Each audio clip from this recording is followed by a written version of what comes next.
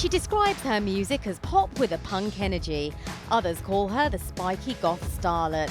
But this rising star from Hertfordshire is the latest in a long line of Brits shaping the international music scene.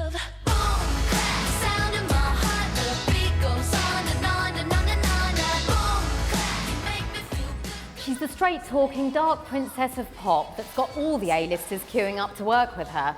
And she's already behind some of the biggest hits of the year. But who is Charli XCX?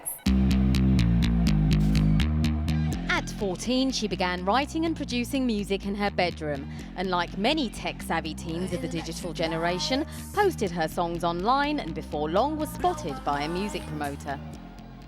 He was like, hey, I like your music. I run parties in East London. Do you want to come and play at one? I told my parents, they freaked out. They were like, this is not good.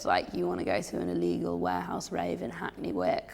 This doesn't sound appropriate. And I was like, well, just come. And they were like, okay, cool. And yeah, I mean, there were a lot of funny moments where someone tried to sell my dad MDMA, but he thought they said MDF, as in the flooring.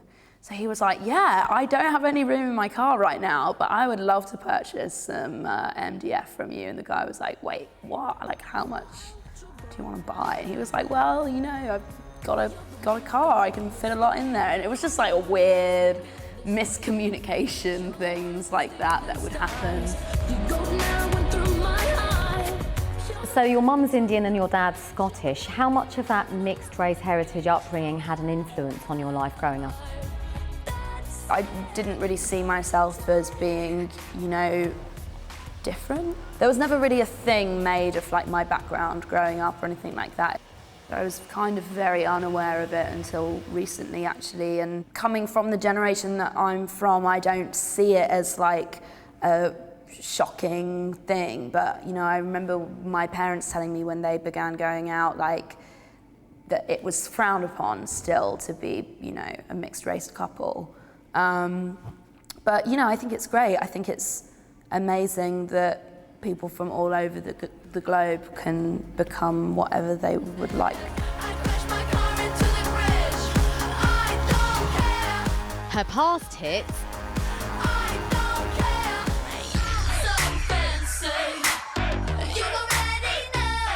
and latest song ooze rebellion and attitude.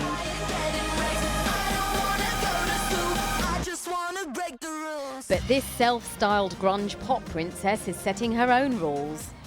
I don't even see myself as a pop star, I actually see myself as an anti-popstar. Well, I guess now there seems to be a lot of rules. Things you can say, things you can't say, the lies you're meant to tell. I just don't really have time for that. I think pop stars were better in the 80s and 90s. I mean, I feel like there's a huge wave of girl power right now, and I feel like there are so many people who speak about feminism so openly in the public eye, and I think that's a really good thing. I definitely see myself as a feminist. I think there are different kind of perceptions on what a feminist is and how a feminist should dress, and I think now more than ever those boundaries are really being kind of broken down, and I think that's great because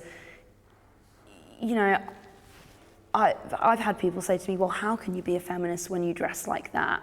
And it's I don't really understand that statement, to be honest, because I can wear whatever the hell I want and still believe that men and women should have equal rights. I just want to break the rules.